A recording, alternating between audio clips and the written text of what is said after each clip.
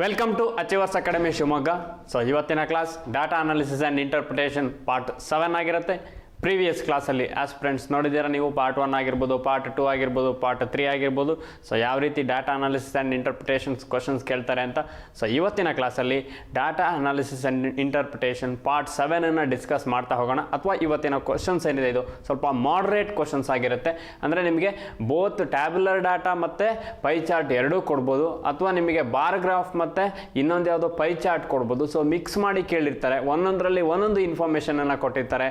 ನೀವೆರಡು ಇನ್ಫಾರ್ಮೇಷನನ್ನು club ಮಾಡಿಬಿಟ್ಟು ಕ್ವಶನ್ಸನ್ನು solve ಮಾಡಬೇಕಾಗಿರುತ್ತೆ. ಹಾಗಾಗಿ ಸ್ವಲ್ಪ ಮಾಡ್ರೇಟ್ ಲೆವೆಲಲ್ಲಿರುತ್ತೆ. ಸೊ PO ಲೆವೆಲ್ ಪ್ರಿಲಿಮ್ಸ್ ಆಗಿರ್ಬೋದು, ಅಥವಾ ನಿಮ್ಮ SBI ಕ್ಲರ್ಕ್ ಪ್ರಿಲಿಮ್ಸನ್ನೇ ಸ್ವಲ್ಪ ಮಾಡ್ರೇಟ್ ಲೆವೆಲಲ್ಲಿ ಕೇಳಬೇಕು ಅಂದರೆ ಈ ರೀತಿಯ ಕ್ವಶನ್ಸನ್ನು ಕೇಳ್ತಾರೆ. ಹಾಗಾಗಿ ಪಾರ್ಟ್ 7 ಕೂಡ ನಿಮಗೆ ಗೊತ್ತಿರಲಿ.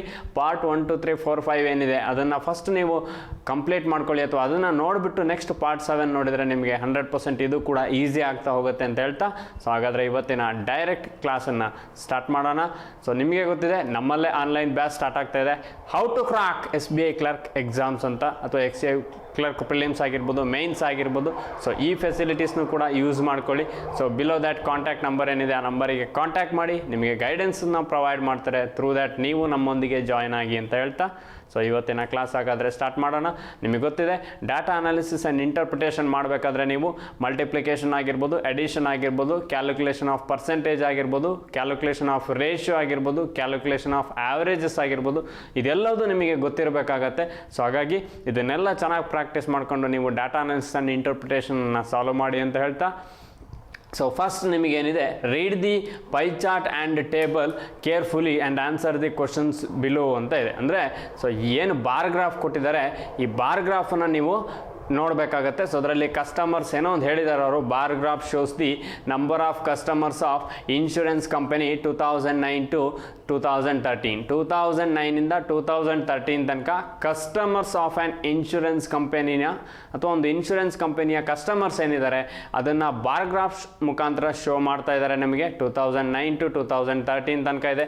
ಸೊ ಈ ಕಡೆ ನಿಮಗೆ ಏನು ಕಸ್ಟಮರ್ಸ್ ಇದ್ದಾರೆ ಅದು ಇನ್ 1000 ಅಂತ ಹೇಳಿದ್ದಾರೆ. ಸೊ ಆ ವ್ಯಾಲ್ಯೂಗಳು ಗೊತ್ತಿರಬೇಕು. ಅದೇ ರೀತಿ ಇಯರ್ಗೂ ಇದೆ. ಸೊ ಆ ಇಯರ್ ಕೂಡ ಯಾವ್ದು ಅನ್ನೋದು ನೋಡ್ಕೊಳ್ಳಿ. ಸೊ ಇದೇ ಜೊತೆಗೆ ನೀವು ಪ್ರೀವಿಯಸ್ ಏನು ಡಾಟಾ ಅನಾಲಿಸಿಸ್ ಆ್ಯಂಡ್ ಇಂಟರ್ಪ್ರಿಟೇಷನ್ಸನ್ನು ನೋಡಿದ್ರಿ, ಸೊ ಅಲ್ಲಿ ಜಸ್ಟ್ ಒಂದು ಬಾರ್ ಗ್ರಾಫ್ ಇತ್ತು, ಅಥವಾ ಜಸ್ಟ್ ಒಂದು ಟ್ಯಾಬ್ಯುಲರ್ ಡಾಟಾ ಇತ್ತು, ಅಥವಾ ಒಂದು ಪೈ ಚಾರ್ಟ್ ಇತ್ತು. ಸೊ ಸಿಂಗಲ್ ಇನ್ಫಾರ್ಮೇಷನ್ ಅಥವಾ ಸಿಂಗಲ್ ಯಾವುದೋ ಒಂದು ಗ್ರಾಫ್ ಕೊಟ್ಟಿದ್ರು, ಅದರ ಮುಖಾಂತರ ಸಾಲ್ವ್ ಮಾಡ್ತಾ ಇದ್ರಿ. ಇಲ್ಲಿ ಫಸ್ಟ್ ಏನು ಬಾರ್ ಗ್ರಾಫ್ ಕೊಟ್ಟಿದ್ದಾರೆ ಇದು customers of insurance company. So ಅದೇ ರೀತಿ ನಿಮಗೆ ಆ ಬಾರ್ ಗ್ರಾಫ್ ಜೊತೆಗೆ ಇನ್ನೊಂದು ಪೈ ಚಾರ್ಟ್ ಕೊಟ್ಟಿದ್ದಾರೆ. So pi chart shows the classification of customers for the year 2012 ಅಂತ ಹೇಳ್ತೀವಿ. ಸೊ ಅಂದರೆ ಕಸ್ಟಮರ್ಸನ್ನ ಯಾವ ರೀತಿ ಕ್ಲಾಸಿಫೈ ಮಾಡಬೇಕು ಅಥವಾ ಯಾವ ರೀತಿ ಕ್ಲಾಸಿಫೈ ಮಾಡಿದ್ದೀವಿ ಅನ್ನೋದು ಹೇಳ್ತಿದ್ದಾರೆ. ಅದು ಓನ್ಲಿ ಫಾರ್ 2012 ಅಂತಲೂ ಹೇಳ್ತಾ ಇದ್ದಾರೆ. ಹಾಗಾಗಿ ನಿಮಗೆ ಈ ಪೈ ಚಾರ್ಟ್ ಏನಿದೆ 2012 ಬೇಸ್ ಮೇಲೆ ಅಥವಾ 2012 ಇಯರ್ ಏನಿದೆ ಅದರ ಬೇಸ್ ಮೇಲೆ ನಿಮಗೆ ಕ್ವಶನ್ಸ್ ಕೇಳಿದರೆ ಈ ಪೈ ಚಾರ್ಟನ್ನು ಅಪ್ಲೈ ಮಾಡಿ. ಬೇರೆ ಕ್ವಶನ್ಸಿಗಾದರೆ ನೀವು ಪೈ ಚಾರ್ಟನ್ನು ಅಪ್ಲೈ ಮಾಡುವಂಥ ಅವಶ್ಯಕತೆ ಇಲ್ಲ. ಡೈರೆಕ್ಟಾಗಿ ನಿಮ್ಮ ಬಾರ್ ಗ್ರಾಫನ್ನು ನೀವು ಕನ್ಸಿಡರ್ ಮಾಡ್ಬೋದು. ಸೊ ಸ್ಪೆಸಿಫಿಕ್ ಆಗಿ ಮೆನ್ಷನ್ ಮಾಡಿದ್ದಾರೆ ಅವರು, pi chart shows the classification of customer for the year 2012 ಅಂತ. ಹಾಗಾಗಿ 2012ಗೆ ಮಾತ್ರ ನಾವು ಈ ಪೈ ಚಾರ್ಟನ್ನು ಕಂಪ್ಯಾರಿಸನ್ ಅಥವಾ ಕನ್ಸಿಡರ್ ಮಾಡ್ತಾ ಹೋಗ್ತೀವಿ. ಸೊ ರಿಮೈನಿಂಗಿಗೆ ನಿಮಗೆ ಬಾರ್ ಗ್ರಾಫ್ ಏನಿದೆ ಆ ಬಾರ್ ಗ್ರಾಫ್ ಮುಖಾಂತರ ಸಾಲ್ವ್ ಮಾಡ್ತಾ ಹೋಗ್ಬೋದು. ಹಾಗಾದರೆ ಇದೆರಡು ಒಂದೇ ಕ್ವಶನ್ಸು. ಸೊ ಪೈ ಚಾರ್ಟ್ ಆಗಿರ್ಬೋದು, ಬಾರ್ ಗ್ರಾಫು. ಸೊ ಒಂದಕ್ಕೆ ನಾನು ಸಪ್ರೇಟ್ ಸ್ಲೈಡಲ್ಲಿ ನಿಮಗೆ ಮೆನ್ಷನ್ ಮಾಡ್ತಾ ಇದ್ದೀನಿ. ಯಾಕೆಂದರೆ ಸೊ ಕ್ಲಿಯರಾಗಿ ನಿಮಗೆ ಯಾವುದ್ಯಾವುದು ಕ್ಲಾಸಿಫಿಕೇಶನ್ ಯಾವುದು ಅನ್ನೋದು ಗೊತ್ತಾಗಬೇಕು. ಸೊ ನೆಕ್ಸ್ಟ್ ಕ್ವಶನ್ಸ್ ಮಾಡ್ಬೇಕಾದ್ರೆ ಎರಡನ್ನೂ ಕ್ಲಬ್ ಮಾಡ್ಕೊಂಡು ಸಾಲ್ವ್ ಮಾಡ್ತಾ ಹೋಗ್ತೀವಿ. ಹಾಗಾದರೆ based on that first questions ನೋಡೋದಾದರೆ, ಸೊ ಒಂದು ಸೈಡ್ ನಿಮಗೆ ಕಸ್ಟಮರ್ಸ್ ಇದ್ದಾರೆ, ಇನ್ನೊಂದು ಸೈಡು ಕ್ಲಾಸಿಫಿಕೇಶನ್ ಆಫ್ ಕಸ್ಟಮರ್ಸ್ ಇದ್ದಾರೆ. ಸೊ ಎರಡೂ ಕನ್ಸಿಡರ್ ಮಾಡಿ ನೀವು ಕ್ವಶನ್ಸನ್ನು ಸಾಲ್ವ್ ಮಾಡಬೇಕಾಗತ್ತೆ. ಹಾಗಾದರೆ ಫಸ್ಟ್ ಕ್ವಶನ್ಸ್ ನೋಡೋದಾದರೆ, in which year is the increase in the number of customers of the company highest over the previous year ಅಂತ ಹೇಳಿದ್ದಾರೆ. ಸೊ ಪ್ರೀವಿಯಸ್ ಇಯರ್ಗೆ ಕಂಪೇರ್ ಮಾಡಿದರೆ ಕಸ್ಟಮರ್ಸು ಹೈಯೆಸ್ಟ್ ಇದ್ದಾರೆ. ಸೊ ಅದು ಯಾವ ಇಯರಲ್ಲಿ ಇರೋದ್ರಲ್ಲಿ ಹೈಯೆಸ್ಟ್ ಇದೆ ಅಂತ ಕೇಳ್ತಾ ಇದ್ದಾರೆ. ಸೊ ಅದನ್ನು ಹೇಳಿದರು ಇನ್ಕ್ರೀಸ್ ಆಗ್ತಾ ಇದೆ ಅಂದರೆ ಪ್ರೀವಿಯಸ್ ಇಯರ್ಗೆ ಕಂಪೇರ್ ಮಾಡಿದರೆ ನೆಕ್ಸ್ಟ್ ಇಯರ್ಲಿ ಎಲ್ಲೋ ಒಂದು ಕಡೆ ಇನ್ಕ್ರೀಸ್ ಆಗ್ತಾ ಇರುತ್ತೆ ನಿಮಗೆ. ಸೊ ಅದನ್ನೇ ಅವರು ಇಲ್ಲಿ ಇನ್ಕ್ರೀಸ್ ಅಂತ ಹೇಳಿದ್ದಾರೆ. ಇದನ್ನು ನೋಟ್ ಮಾಡ್ಕೊಳ್ಳಿ, ಇನ್ಕ್ರೀಸ್ ಆಗಿರಬೇಕು ನಂಬರ್ ಆಫ್ ಕಸ್ಟಮರ್ಸಲ್ಲಿ. ಅದೇ ರೀತಿ ಅದು ಏನಾಗಿರಬೇಕು ಅಂದರೆ number of customers of the company ಏನು ಇನ್ಕ್ರೀಸ್ ಆಗಿದ್ದಾರೆ ಅದು ಯಾವಾಗ ಹೈಯೆಸ್ಟ್ ಹೈಯೆಸ್ಟ್ ಇನ್ಕ್ರೀಸ್ ಆಗಿದೆ ಅಂತ ಕೇಳ್ತಾ ಇದ್ದಾರೆ. ಕನ್ಫ್ಯೂಷನ್ ಮಾಡ್ಕೋಬೇಡಿ, compare to previous year. So customers of the company increase ಆಗಿರ್ತಾರೆ, ಆ ಇನ್ಕ್ರೀಸ್ ಆಗಿರೋದ್ರಲ್ಲೇ ಹೈಯೆಸ್ಟ್ ಇನ್ಕ್ರೀಸ್ ಯಾವಾಗ ಆಗಿದೆ ಎರಡೂ ಗೊತ್ತಿರಬೇಕು. ಇನ್ಕ್ರೀಸು ಆಗಿರಬೇಕು, ಹೈಯೆಸ್ಟ್ ಇನ್ಕ್ರೀಸು ಆಗಿರಬೇಕು. ಹಾಗಾದರೆ ಇಲ್ಲಿ ಚೆಕ್ ಮಾಡ್ತಾ ಹೋಗಿ. ಸೊ ಇದರಲ್ಲಿ ನಿಮಗೆ ಫಸ್ಟ್ ಬಾರ್ ಗ್ರಾಫ್ ಮಾತ್ರ ಅಥವಾ ಬಾರ್ ಗ್ರಾಫನ್ನು ಮಾತ್ರ ಕನ್ಸಿಡರ್ ಮಾಡಿದರೆ ಸಾಕು, ನೀವು ಪೈ ಚಾರ್ಟನ್ನು ಕನ್ಸಿಡರ್ ಮಾಡೋ ಅವಶ್ಯಕತೆ ಇಲ್ಲ. ಯಾಕೆ ಅಂದರೆ ಇಲ್ಲಿ ಸ್ಪೆಸಿಫಿಕ್ಕಾಗಿ ಮೆನ್ಷನ್ ಮಾಡಿದ್ದಾರೆ ಅವರು, ಪೈ ಚಾರ್ಟಲ್ಲಿ ಓನ್ಲಿ 2012 ಕ್ಲಾಸಿಫಿಕೇಶನ್ ಇನ್ಫಾರ್ಮೇಷನ್ ಹೇಳಿರೋದು ನಿಮಗೆ. ಹಾಗಾಗಿ ಇದನ್ನು ಓನ್ಲಿ 2012 ರಿಲೇಟೆಡ್ ಕ್ವಶನ್ಸ್ ಸಾಲ್ವ್ ಮಾಡಬೇಕಾದ್ರೆ ಕನ್ಸಿಡರ್ ಮಾಡಿ, ರಿಮೈನಿಂಗ್ ಕ್ವಶನ್ಸಿಗೆ ನೀವು ಈ ಬಾರ್ ಗ್ರಾಫನ್ನು ಕನ್ಸಿಡರ್ ಮಾಡಿ. ಹಾಗಾದರೆ ಇನ್ಕ್ರೀಸ್ ಆಗಿದೆ ಅಂತ ಹೇಳ್ತಾ ಇದ್ದಾರೆ ಕಸ್ಟಮರ್ಸ್ ಆಫ್ ದಿ ಕಂಪನಿ. ಯಾವ್ಯಾವಾಗ ಇನ್ಕ್ರೀಸ್ ಆಗಿದೆ ಚೆಕ್ ಮಾಡ್ಕೊಳ್ಳಿ. 2009 ಇದೆ, 2009ಇಂದ 2010ಗೆ ಇನ್ಕ್ರೀಸ್ ಆಗಿದೆ ನಿಮಗೆ. ಯಾಕಂದರೆ ಬಾರ್ ಗ್ರಾಫ್ ನೋಡಿದರೆ ಗೊತ್ತಾಗುತ್ತೆ. 9ಇಂದ 10ಗೆ ಇನ್ಕ್ರೀಸ್ ಆಗಿದೆ, ನೆಕ್ಸ್ಟ್ 10ಇಂದ 11ಗೆ ಡಿಕ್ರೀಸ್ ಆಗಿದೆ, 11ಇಂದ 12ಗೆ ಇನ್ಕ್ರೀಸ್ ಆಗಿದೆ, 12ಇಂದ 13ಗೆ ಅಗೈನ್ ಡಿಕ್ರೀಸ್ ಆಗಿದೆ. ಹಾಗಾದರೆ ಇನ್ಕ್ರೀಸ್ ಆಗಿರೋದು ಯಾವಾಗ ಅಂದರೆ ಪ್ರೀವಿಯಸ್ ಇಯರಿಗೆ ಕಂಪೇರ್ ಮಾಡಿದರೆ 2009 to 2010 ಒಂದು ಇನ್ಕ್ರೀಸ್ ಆಗಿದೆ. ಸೊ 2009ಇಂದ 2010ಗೆ ಇನ್ಕ್ರೀಸ್ ಆಗ್ತಾ ಇದೆ, ಇದು ಒಂದು ಕನ್ಸಿಡರ್ ಮಾಡಿ. ಹಾಗಾದರೆ 2009ಅಲ್ಲಿ ನಿಮಗೆ ವ್ಯಾಲ್ಯೂಸ್ ಎಷ್ಟಿತ್ತು ಅಂದರೆ 2371 ಇತ್ತು. ಅದೇ 2010ನಲ್ಲಿ ನಿಮಗೆ 2880 ಆಗ್ತಾ ಇದೆ. ಸೊ ಇಲ್ಲಿ ಇನ್ಕ್ರೀಸ್ ಆಗಿದೆ 37188. ನಿಮಗೆ ಕೇಳಿರೋದು ಹೈಯೆಸ್ಟ್ ಇನ್ಕ್ರೀಸ್, ಹಾಗಾಗಿ ಇದನ್ನು ಎಕ್ಸಾಕ್ಟ್ ಕನ್ಸಿಡರ್ ಮಾಡಬೇಡಿ. 2000 ಇದೆ ಎರಡೂ, 371 880, ಅಲ್ಲಿಗೆ ಏನಿಲ್ಲ ಅಂದರೂ 3ಕ್ಕೆ 5 ಆ್ಯಡ್ ಮಾಡಿದ್ರೆ 8. ಸೊ ಇಲ್ಲಿ ನಿಯರೆಸ್ಟ್ 500 ಇನ್ಕ್ರೀಸ್ ಆಗಿದೆ. ಇದು ನಿಮಗೆ ಎಕ್ಸಾಕ್ಟ್ ವ್ಯಾಲ್ಯೂ ಬೇಡ, ಯಾವಾಗ ಹೈಯೆಸ್ಟ್ ಇನ್ಕ್ರೀಸ್ ಆಗಿದೆ ಅಂತ. ನೆಕ್ಸ್ಟ್ ನೋಡ್ತಾ ಬನ್ನಿ, 2010ಇಂದ 11ಗೆ ಕನ್ಸಿಡರ್ ಮಾಡೋದೇ ಬೇಡ ನೀವು, ಯಾಕಂದರೆ ಇಲ್ಲಿ ಡಿಕ್ರೀಸ್ ಆಗಿದೆ, ಇನ್ಕ್ರೀಸ್ ಆಗ್ತಾ ಇಲ್ಲ ವ್ಯಾಲ್ಯೂ. ಸೊ ಈ ವ್ಯಾಲ್ಯೂ ಏನಿದೆ 2880 ಅನ್ನೋದು ಇದು ಡಿಕ್ರೀಸ್ ಆಗ್ತಾ ಇದೆ. ಸೊ 2716 ಆಗ್ತಾ ಇದೆ ಅಂದರೆ ಕಡಿಮೆ ಆಗ್ತಾ ಇದೆ. ನೆಕ್ಸ್ಟು 2011ಇಂದ 2012ಗೆ ಮತ್ತೆ ಇನ್ಕ್ರೀಸ್ ಆಗ್ತಾ ಇದೆ. ಸೊ 2011ಇಂದ 2012ಗೆ ಮತ್ತೆ ಇನ್ಕ್ರೀಸ್ ಆಗ್ತಾ ಇದೆ. ಹಾಗಾದರೆ 2011ಅಲ್ಲಿ ಎಷ್ಟಿತ್ತು ನಿಮಗೆ 2716 ಇತ್ತು, 2012ಅಲ್ಲಿ ಅದೇನಾಗ್ತಾ ಇದೆ 3900 ಆಗ್ತಾ ಇದೆ. ಹಾಗಾದರೆ 2700 3700ಗೆ 1900 ಅಂದರೆ ನಿಮಗೆ ನಿಯರೆಸ್ಟ್ಲಿ 1200 ನಿಯರೆಸ್ಟ್ ವ್ಯಾಲ್ಯೂ ರೈಸ್ ಆಗ್ತಾ ಇದೆ. ಇಷ್ಟು ವ್ಯಾಲ್ಯೂ ರೈಸ್ ಆಗ್ತಾ ಇದೆ, ಬೇರೆ ಎಲ್ಲರೂ ರೈಸ್ ಆಗ್ತಾ ಇದೆಯಾ? 12ಇಂದ 13ಗೆ ರೈಸ್ ಆಗ್ತಾ ಇಲ್ಲ, ಯಾಕಂದರೆ 3900 ಇರೋದು ನೆಕ್ಸ್ಟ್ ನಿಮಗೆ 3196 ಆಗ್ತಾ ಇದೆ ಅಂದರೆ ಇದು ಕಡಿಮೆ ಆಗ್ತಾ ಇದೆ. ಹಾಗಾಗಿ ಇಲ್ಲಿಂದ ಇಲ್ಲಿಗೆ ಡಿಕ್ರೀಸ್ ಆಗಿದೆ.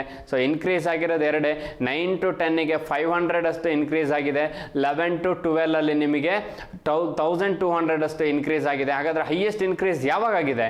2012ಅಲ್ಲಿ ಹೈಯೆಸ್ಟ್ ಇನ್ಕ್ರೀಸ್ ಆಗಿದೆ ಕಂಪೇರ್ ಟು ಪ್ರೀವಿಯಸ್ ಇಯರ್. ಅಂದರೆ 2011ಗೆ ಕಂಪೇರ್ ಮಾಡಿದ್ರೆ 2012ಅಲ್ಲಿ ಹೈಯೆಸ್ಟ್ ಇನ್ಕ್ರೀಸ್ ಆಗಿರೋದು. ಹಾಗಾಗಿ ನಿಮ್ಮ ಆನ್ಸರ್ ಆಪ್ಷನ್ ಸಿ, ಆನ್ಸರ್ 2012 ಅನ್ನೋದು ರೈಟ್ ಆನ್ಸರ್ ಆಗಿರುತ್ತೆ.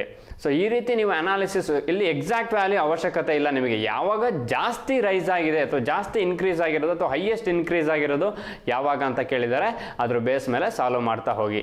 ಸೊ ಅದೇ ರೀತಿ ಬೇಸ್ಡ್ ಆನ್ ದಿಸ್ ಗ್ರಾಫ್ ಮೇಲೆ ನೆಕ್ಸ್ಟ್ ಕ್ವಶನ್ಸ್ ನೋಡ್ತಾ ಹೋಗೋಣ. ಹಾಗಾದರೆ how many customers took vehicle insurance in 2012 ಅಂತ ಹೇಳಿದ್ದಾರೆ. ಸೊ 2012ಅಲ್ಲಿ ವೆಹಿಕಲ್ ಇನ್ಶೂರೆನ್ಸ್ ತಗೊಂಡವರು ಎಷ್ಟು ಜನ ಅಥವಾ ವೆಹಿಕಲ್ ಇನ್ಶೂರೆನ್ಸ್ ಮಾಡಿಸಿರೋರು ಎಷ್ಟು ಜನ ಇದ್ದಾರೆ? ಹೌ ಮೆನಿ ಕಸ್ಟಮರ್ಸ್ ವ್ಯಾಲ್ಯೂಸಲ್ಲಿ ಕೇಳಿದ್ದಾರೆ. ಹಾಗಾಗಿ ನೀವು ವ್ಯಾಲ್ಯೂಸಲ್ಲೇ ಕ್ಯಾಲ್ಕುಲೇಟ್ ಮಾಡಬೇಕಾಗತ್ತೆ. ಯಾವಾಗ? 2012. ಹಾಗಾದರೆ ನಾನು ಇನ್ಶೂರೆನ್ಸ್ ಕ್ಲಾಸಿಫಿಕೇಷನಲ್ಲಿ ಯಾವುದನ್ನು ತಗೊಳ್ಬೇಕು? ಸೊ ಸೆಕೆಂಡ್ ಪೈ ಚಾರ್ಟನ್ನು ತಗೊಳ್ಬೇಕು. ಸೊ ನಾನು ಕ್ವಶನ್ ಸಾಲ್ವ್ ಮಾಡೋದಕ್ಕೆ ಮೊದಲೇ ಹೇಳಿದ್ದೀನಿ, ಈ ಪೈ ಚಾರ್ಟ್ ಏನಿದೆ ಇದು ಓನ್ಲಿ ಫಾರ್ 2012ಗೆ ಮಾತ್ರ ಅಂತ ಹೇಳಿದ್ದಾರೆ. ಅಂದರೆ 2012 ಬೇಸ್ಡ್ ಕ್ವಶನ್ಸ್ ಇದ್ರೆ ಮಾತ್ರ ಈ ಪೈ ಚಾರ್ಟನ್ನು ನಾವು ಕನ್ಸಿಡರ್ ಮಾಡಬೇಕಾಗತ್ತೆ. ಸೊ ಇದು 2012 ಬೇಸ್ ಮೇಲೆ ಇದೆ. 2012ಅಲ್ಲಿ ವೆಹಿಕಲ್ ಇನ್ಶೂರೆನ್ಸ್ ಎಷ್ಟು ಜನ ಇದ್ದಾರೆ ಅಂತ. ಸೊ ಇಲ್ಲಿ ನಿಮಗೆ ವೆಹಿಕಲ್ ಇನ್ಶೂರೆನ್ಸ್ ಇದೆ, ಹೆಲ್ತ್ ಇನ್ಶೂರೆನ್ಸ್ ಇದೆ, ಲೈಫ್ ಇನ್ಶೂರೆನ್ಸ್ ಇದೆ, ಪ್ರಾಪರ್ಟಿ ಇನ್ಶೂರೆನ್ಸ್ ಇದೆ. ಸೊ ಹಾಗಾದರೆ ನಿಮಗೆ ಇಲ್ಲಿರುವಂಥದ್ದು ವೆಹಿಕಲ್ ಇನ್ಶೂರೆನ್ಸ್ ಕೇಳಿದ್ದಾರೆ ಅಂದರೆ ಸೊ ವೆಹಿಕಲ್ ಇನ್ಶೂರೆನ್ಸ್ ಇರೋದು 50 54 ಡಿಗ್ರಿ. ಇನ್ನೊಂದು ಗೊತ್ತಿರಲಿ ಆಸ್ಪಿರೆಂಟ್ಸ್, ಸೊ ಪ್ರೀವಿಯಸ್ ವಿಡಿಯೋದಲ್ಲೂ ಕೂಡ ಅಥವಾ ಪಾರ್ಟ್ 6 ಅಥವಾ ನಿಮಗೆ ಪಾರ್ಟ್ 5 ಒಂದು ಪೈ ಚಾರ್ಟ್ ಕ್ವಶನ್ಸನ್ನು ಸಾಲ್ವ್ ಮಾಡಿಸಿದ್ದೆ. ಅಲ್ಲಿ ಪರ್ಸೆಂಟೇಜ್ ಇತ್ತು ಪೈ ಚಾರ್ಟಲ್ಲಿ, ಇಲ್ಲಿ ಪರ್ಸೆಂಟೇಜ್ ಇಲ್ಲ, ಡಿಗ್ರೀಸ್ ಇದೆ. So 54 degree, 72 degree, 36 degree, 144 degree, 54 degree, ಇದಿಷ್ಟು ಟೋಟಲ್ ಮಾಡಿದರೆ 360 ಡಿಗ್ರಿ ಆಗಬೇಕು.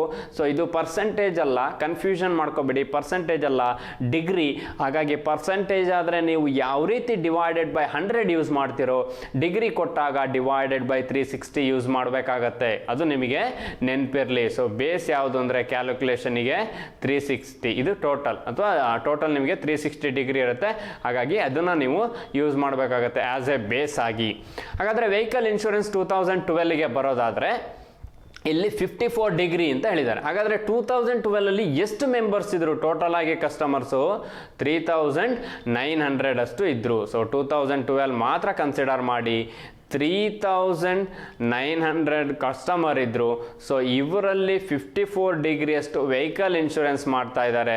ಸೊ ಕೊಟ್ಟಿರುವಂಥದ್ದು 54 ಅನ್ನೋದು ಡಿಗ್ರಿ, ಹಾಗಾಗಿ 360 ಅನ್ನೋದು ಡಿನಾಮಿನೇಟ್ರಲ್ಲಿ ಬರಬೇಕಾಗತ್ತೆ. 0 0 ಕ್ಯಾನ್ಸಲ್ ಆಗುತ್ತೆ. So 18 2s 36, 18 3s 54. ಹಾಗಾದರೆ 2 1s 2 1s 2, ನೆಕ್ಸ್ಟು 1 ಉಳಿಯುತ್ತೆ 19 ಆಯಿತು, 2 9s 18, 1 ಉಳಿತು 10 ಅಂದರೆ 195. ಸೊ 195 ಇಂಟು 3 ಮಾಡಬೇಕಾಗತ್ತೆ ನೀವು.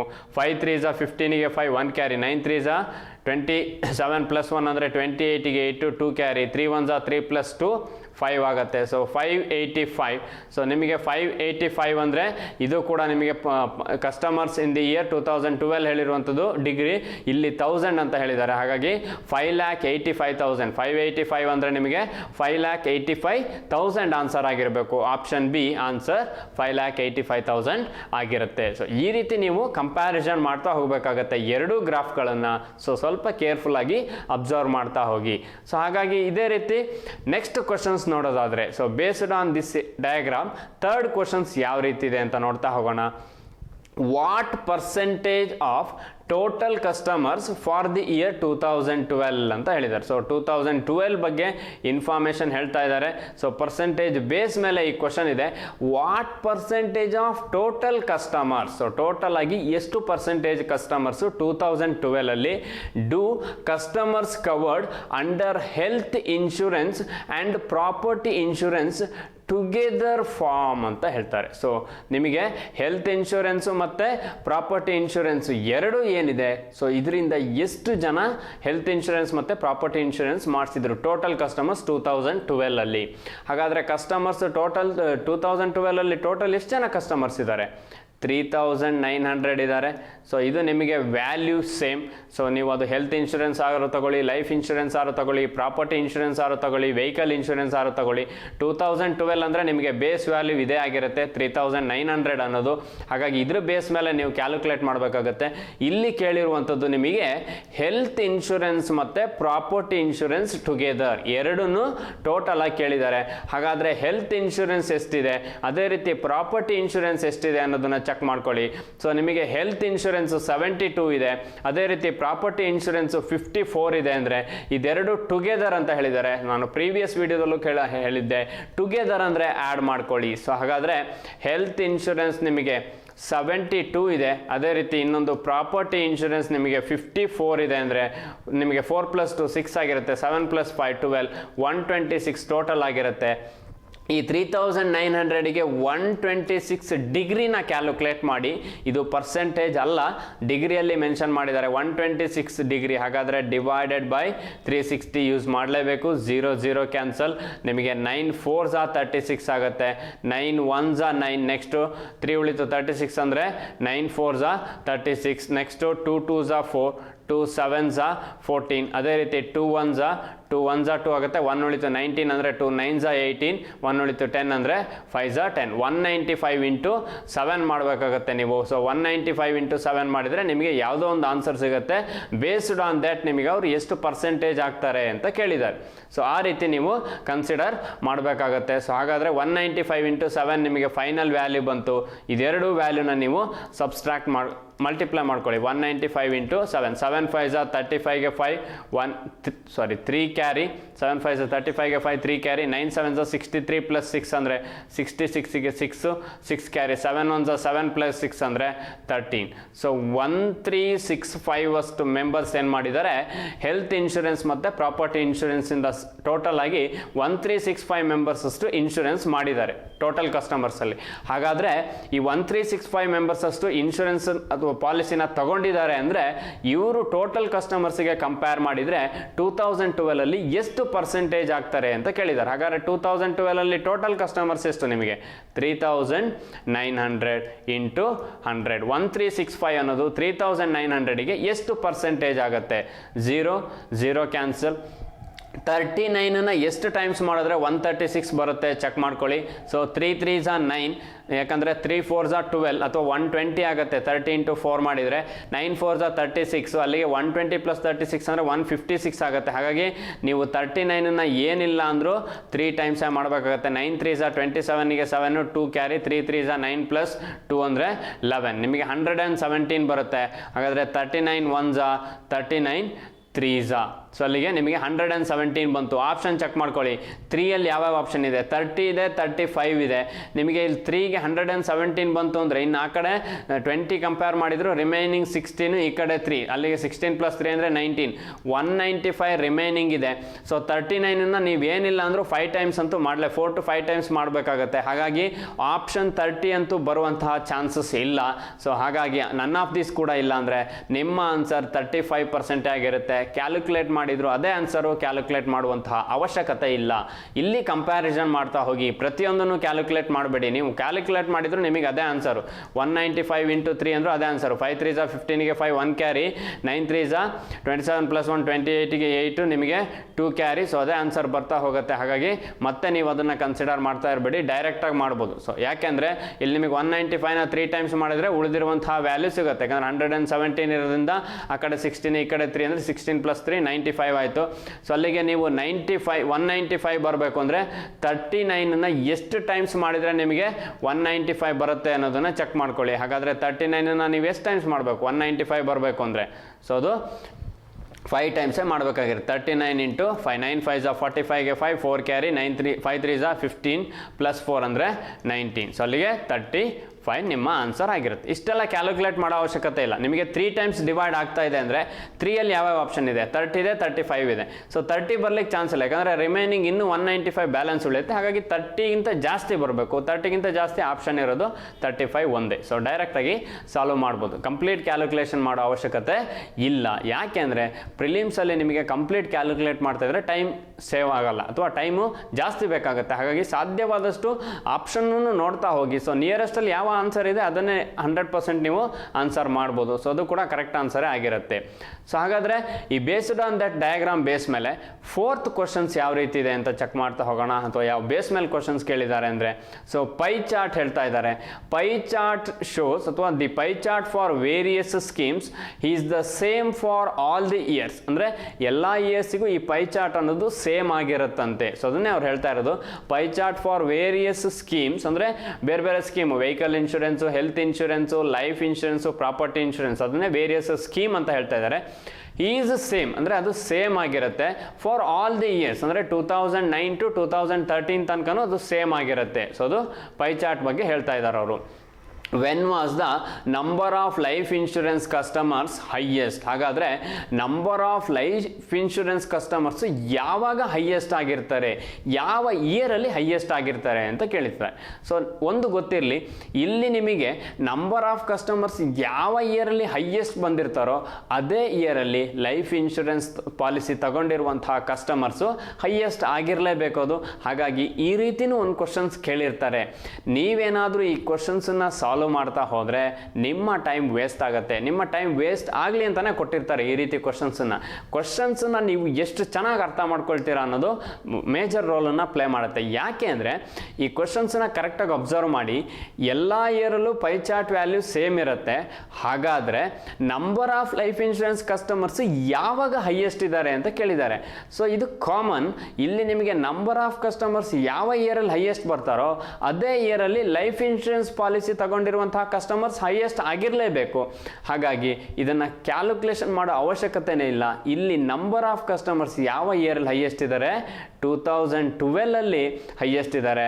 ಹಾಗಾದರೆ 2012 ಏನಾಗಿರಬೇಕು, ಲೈಫ್ ಇನ್ಶೂರೆನ್ಸ್ ಕಸ್ಟಮರ್ಸು ಕೂಡ ಹೈಯೆಸ್ಟ್ ಆಗಿರಲೇಬೇಕು. ಸೊ ಇದು ಕಾಮನ್ ಕ್ವಶನ್ಸ್ ಅಥವಾ ಕಾಮನ್ಲಿ ಅಂಡರ್ಸ್ಟುಡ್. ಹಾಗಾಗಿ ನೀವು ಯಾವುದೇ ಕಾರಣಕ್ಕೆ ಇದನ್ನು ಕ್ಯಾಲ್ಕುಲೇಷನ್ ಮಾಡಬೇಡಿ. 2012 ಅನ್ನೋದೇ ನಿಮ್ಮ ಆನ್ಸರ್. ಕ್ಯಾಲ್ಕುಲೇಟ್ ಮಾಡಿದ್ರು ಅದೇ ಆನ್ಸರ್. Option D 2012. ಈ ರೀತಿನೂ ಕ್ವಶನ್ ಕೇಳಿರ್ತಾನೆ. ಇಲ್ಲ ಅಂದರೆ ನಿಮಗೆ ಎಲ್ಲ ಕ್ವಶನನ್ನು ಕ್ಯಾಲ್ಕುಲೇಟಿವ್ ಕೇಳಿದರೆ ವಿತಿನ್ 5 ಮಿನಿಟ್ಸಲ್ಲಿ ಸಾಲ್ವ್ ಮಾಡ್ಲಿಕ್ಕೆ ಆಗಲ್ಲ. ಹಾಗಾಗಿ ಯಾವ ಕ್ವಶನ್ಸನ್ನು ಯಾವ ರೀತಿ ಮಾಡ್ತೀರಾ ಅನ್ನೋದು ತುಂಬ ಮೇಜರ್ ರೋಲನ್ನು ಪ್ಲೇ ಮಾಡುತ್ತೆ. ಸೊ ಹಾಗಾದರೆ ಇದೇ ಬೇಸ್ ಮೇಲೆ ಸೊ ಲಾಸ್ಟ್ ಕ್ವಶನ್ಸ್ ನೋಡ್ತಾ ಹೋಗೋಣ. ಯಾಕಂದರೆ ಸೆಟ್ ಆಫ್ ಕ್ವಶನ್ಸ್ ಆಗಿರೋದ್ರಿಂದ 5 ಕ್ವಶನ್ಸ್ ಇರುತ್ತೆ ನಿಮಗೆ, ಎಬೋ 5 ಕ್ವಶನ್ಸ್ ಇರಲ್ಲ. ಹಾಗಾಗಿ 5th ಕ್ವಶನ್ಸ್ ನೋಡೋದಾದರೆ ಸೊ ಯಾವುದ್ರ ಬೇಸ್ ಮೇಲೆ ಕೇಳಿದ್ದಾರೆ ಅಂದರೆ, from the data of a question what is the approximate increase in the number of customers under retirement plan from 2010 to 2012. So 2010 2012ಗೆ ಅಪ್ರಾಕ್ಸಿಮೇಟ್ ಆಗಿ ಎಷ್ಟು ಪರ್ಸೆಂಟೇಜಷ್ಟು ರಿಟೈರ್ಮೆಂಟ್ ಪ್ಲಾನ್ ತಗೊಂಡಿರುವಂತಹ ಕಸ್ಟಮರ್ಸ್ ಜಾಸ್ತಿ ಆಗಿದ್ದಾರೆ ಅಂತ ಕೇಳ್ತಾ ಇದ್ದಾರೆ. ಸೊ 100% 2010 2012ಗೆ ರೈಸ್ ಆಗಿರಲೇಬೇಕು. ಯಾಕಂದರೆ ಇಲ್ಲಿ 2010 ಮತ್ತು 2012 ವ್ಯಾಲ್ಯೂಸ್ಗಳು ಜಾಸ್ತಿ ಇದೆ. ಹಾಗಾಗಿ ಇದು ಕೂಡ ನಿಮಗೆ ಇಲ್ಲಿ ಇನ್ಕ್ರೀಸ್ ಅಂತ ಅವ್ರು ಹೇಳಿದ್ದಾರೆ. ಸೊ ಇನ್ಕ್ರೀಸ್ ಆಗಿರಲೇಬೇಕು, ಅದು common. Approximately what percent increase in the number of customers under retirement plan from 2010 to 2012 ಅಂತ ಇದೆ. ಸೊ ನಿಮಗೆ 2010 ವ್ಯಾಲ್ಯೂ ಗೊತ್ತಿದೆ. ಸೊ 2010 ವ್ಯಾಲ್ಯೂ ಬಂದರೆ ನಿಮಗೆ 2080 ಇದೆ. So first pi chart consider ಮಾಡಬೇಡಿ, ಬಾರ್ ಗ್ರಾಫ್ ಕನ್ಸಿಡರ್ ಮಾಡಿ. ನೆಕ್ಸ್ಟು 2012 ಇದು 3900 ಇದೆ. ಸೊ 288 ಇದೆ, 3900 ಇದೆ. ಇಲ್ಲೇ 1010 ಕ್ಯಾನ್ಸಲ್ ಮಾಡ್ಕೊಳ್ಳಿ, ಕಂಪ್ಯಾರಿಸನಿಗೆ ಈಸಿ ಆಗುತ್ತೆ ಎಷ್ಟು ಇನ್ಕ್ರೀಸ್ ಆಗಿದೆ ಅಂತ. ಹಾಗಾದರೆ 280 ಇರೋದು 390 ಆಗಿದೆ ಅಂದರೆ ಇಲ್ಲಿಂದ ಇಲ್ಲಿಗೆ ಎಷ್ಟು ರೈಸ್ ಆಗಿದೆ. ಸೊ ಈ ಕಡೆ 90 ರೈಸ್ ಆಗಿದೆ, ಈ ಕಡೆ ಇನ್ನು 12 ಬ್ಯಾಲೆನ್ಸ್ ಇದೆ. ಅಲ್ಲಿಗೆ 2ಗೆ 2 9 + 1 10 102 ಅಷ್ಟು ರೈಸ್ ಆಗಿದೆ. ಅವರು ಅದನ್ನೇ ಹೇಳ್ತಾ ಇದ್ದಾರೆ, ಇನ್ಕ್ರೀಸ್ ಆಗಿದೆ ಅಂತ ಅವರೇ ಹೇಳಿದ್ದಾರೆ ನಿಮಗೆ. ಹಾಗಾಗಿ ಇದು ಇನ್ಕ್ರೀಸ್ ಆಗಿರಲೇಬೇಕು ನಿಮಗೆ 2010 12ಗೆ. ಈ 102 ಅನ್ನೋದು ಎಷ್ಟು ಪರ್ಸೆಂಟೇಜ್ ಆಗುತ್ತೆ ಅಂತ ಕೇಳಿರೋದು. ಅಪ್ರಾಕ್ಸಿಮೇಟ್ಲಿ ಪರ್ಸೆಂಟೇಜ್ ಆಫ್ ಇನ್ಕ್ರೀಸ್ ಕೇಳಿರೋದು. ಹಾಗಾಗಿ ನೀವು ಪರ್ಸೆಂಟೇಜ್ ಆಫ್ ಇನ್ಕ್ರೀಸ್ ಮಾಡಬೇಕಾಗತ್ತೆ. ಸೊ 102 ಏನಿದೆ ಪ್ರೀವಿಯಸ್ ಇಯರ್ಗೆ ಕಂಪೇರ್ ಮಾಡಬೇಕು. ಸೊ ಈ 102 ಮೇಲೆ ನೀವು ರಿಟೈರ್ಮೆಂಟ್ ಪ್ಲಾನ್ ಮಾಡಿದ್ರು ನಿಮಗೆ ಅದೇ ಆನ್ಸರು. ಯಾಕಂದರೆ ಇಲ್ಲಿ 36 ಇದೆ, 36 ಡಿವೈಡೆಡ್ ಬೈ 360 ಮಾಡಿದ್ರು ಅದೇ ಆನ್ಸರ್ ಬರುತ್ತೆ. ಅಥವಾ ಇಲ್ಲಿ ಎಷ್ಟು ರೈಸ್ ಆಗಿದೆ ಅನ್ನೋದ್ರ ಬೇಸ್ ಮೇಲೂ ಅದೇ ಆನ್ಸರ್ ಬರ್ತಾ ಹೋಗುತ್ತೆ, ಯಾಕಂದರೆ ವ್ಯಾಲ್ಯೂಸ್ ಸೇಮ್ ಇರೋದ್ರಿಂದ. ಸೊ 102 ಇದೆ. 102 ಅನ್ನೋದು ನಿಮಗೆ 2010 ಬೇಸ್. ಯಾಕಂದರೆ ಪ್ರೀವಿಯಸ್ ವಿಡಿಯೋದಲ್ಲೂ ಕೂಡ ಹೇಳಿದ್ದೆ, 2 ವ್ಯಾಲ್ಯೂಸ್ ಕೊಟ್ಬಿಟ್ಟು ನಿಮಗೆ ಇನ್ಕ್ರೀಸ್ ಅಥವಾ ವಾಟ್ ಪರ್ಸೆಂಟ್ ಇನ್ಕ್ರೀಸ್ ಅಂತ ಕೇಳಿದರೆ ಲೋಯೆಸ್ಟ್ ವ್ಯಾಲ್ಯೂ ಡಿನಾಮಿನೇಟರ್ಗೆ ಬರಬೇಕು. 280 390 ಇದೆರಡರದ್ದು ಡಿಫ್ರೆನ್ಸ್ ಕನ್ಸಿಡರ್ ಮಾಡಿದ್ದೀರಾ ನೀವು. ಇದರಲ್ಲಿ ಲೋಯೆಸ್ಟ್ ವ್ಯಾಲ್ಯೂ ಯಾವುದು, 288. ಸೊ ಇಂಟು 100 ಆಗುತ್ತೆ. 4 7s are 28, 4 2s are 8. ಅದೇ ರೀತಿ ಇಲ್ಲಿ 4 25s are 100 ನಿಮಗೆ. ನೆಕ್ಸ್ಟು 3 2s are 6, 1 ಉಳಿತು 12 ಅಂದರೆ 3 4s are 12. ಅದೇ ರೀತಿ 3 3s are 9, 1 ಉಳಿತು 12 ಅಂದರೆ 3 4s are 12. 25 24 ನಿಯರೆಸ್ಟ್ ಇದೆ, ಕ್ಯಾನ್ಸಲ್ ಮಾಡ್ಕೊಳ್ಬೋದು. 1 ಜಾಸ್ತಿ ಇದೆ ಅಂದರೆ ನಿಮಗೆ ಎಬೋ 34 ಇರಬೇಕು. ಸೊ ಎಬೋ 34% ಇಲ್ಲಿ ಯಾವುದಿದೆ, ಆಪ್ಷನ್ ಸಿ 35%. ಹಾಗಾದರೆ ನಿಮ್ಮ ಆನ್ಸರ್ ಏನಾಗಿರಬೇಕು, 35%. ಇಲ್ಲಿ ನೀವು ರಿಟೈರ್ಮೆಂಟ್ ಪ್ಲಾನ್ ಅಂದ್ಕೂಡಲೇ ಇದನ್ನು ಕ್ಯಾಲ್ಕುಲೇಟ್ ಮಾಡೋ ಅವಶ್ಯಕತೆ ಇಲ್ಲ. 36 ಡಿಗ್ರಿ ಕ್ಯಾಲ್ಕುಲೇಟ್ ಮಾಡೋ ಅವಶ್ಯಕತೆ ಇಲ್ಲ. 36 ಡಿಗ್ರಿ ಕ್ಯಾಲ್ಕುಲೇಟ್ ಮಾಡಿದ್ರು ಅದೇ ಆನ್ಸರ್. ಯಾಕೆ 36 ಡಿಗ್ರಿ ಕ್ಯಾಲ್ಕುಲೇಟ್ ಮಾಡುವಂಥ ಅವಶ್ಯಕತೆ ಇಲ್ಲ ಅಂದರೆ, ಸೊ ಇಲ್ಲಿ ಸೇಮ್ ಈ ವ್ಯಾಲ್ಯೂಸ್ ಏನಿದೆ ಇದು ರಿಟೈರ್ಮೆಂಟ್ ಪ್ಲಾನ್ ಅನ್ನೋದು ಕಾಮನ್ ಆಗಿ ಅಪ್ಲೈ ಆಗುತ್ತೆ ಅಂತ ಹೇಳಿದ್ದಾರೆ. ಸೊ 2010 ಅದೇ ರಿಟೈರ್ಮೆಂಟ್ ಪ್ಲಾನು, 12ಗೂ ಇದೇ 36 ಡಿಗ್ರಿನೇ ರಿಟೈರ್ಮೆಂಟ್ ಪ್ಲಾನ್ ಆಗಿರುತ್ತೆ. ಹಾಗಾಗಿ ಡೈರೆಕ್ಟಾಗಿ ಕ್ವಶನ್ಸನ್ನು ಸಾಲ್ವ್ ಮಾಡ್ಬೋದು ನೀವು. ಸೊ 35% ಅನ್ನೋದು ನಿಮ್ಮ ಆನ್ಸರ್ ಆಗಿರುತ್ತೆ.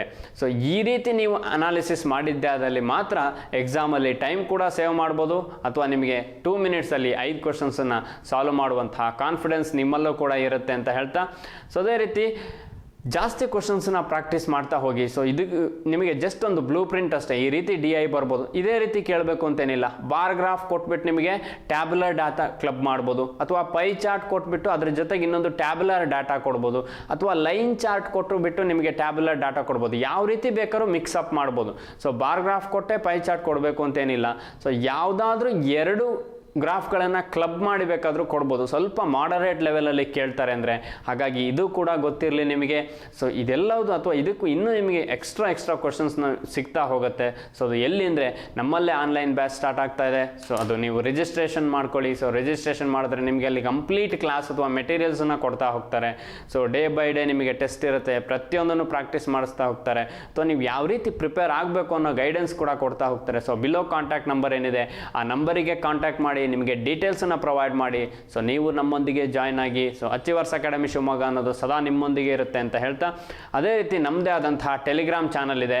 ಸೊ ಇಲ್ಲಿ ನಿಮಗೆ ನ್ಯೂಸ್ ಪೇಪರ್ ಸಿಗುತ್ತೆ, ಕಾನ್ಸೆಪ್ಟ್ ವೈಸ್ ಸ್ಟಡಿ ಮೆಟೀರಿಯಲ್ ಸಿಗುತ್ತೆ, ಪ್ರೀವಿಯಸ್ ಇಯರ್ ಕ್ವಶನ್ ಪೇಪರ್ ಇರುತ್ತೆ.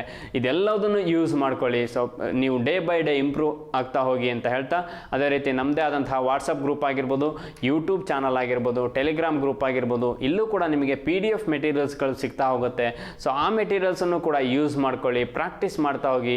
ಸೊ ಡೇ ಬೈ ಡೇ ನೀವು 100% ನಿಮ್ಮ ಎಫರ್ಟನ್ನು ಹಾಕಿ ಪ್ರಾಕ್ಟೀಸ್ ಮಾಡಿದ್ದೇ ಆದಲ್ಲಿ ಮುಂಬರುವಂತಹ SBI ಕ್ಲರ್ಕ್ ಪ್ರಿಲಿಮ್ಸ್ ನಿಮ್ಮದೇ ಆಗಿರುತ್ತೆ. ಮೇನ್ಸು ಕೂಡ ನೀವು ಕ್ಲಿಯರ್ ಮಾಡ್ತೀರ ಅನ್ನೋ ಕಾನ್ಫಿಡೆನ್ಸ್ ನಾವು ಕೊಡ್ತಾ ಹೋಗ್ತೀವಿ.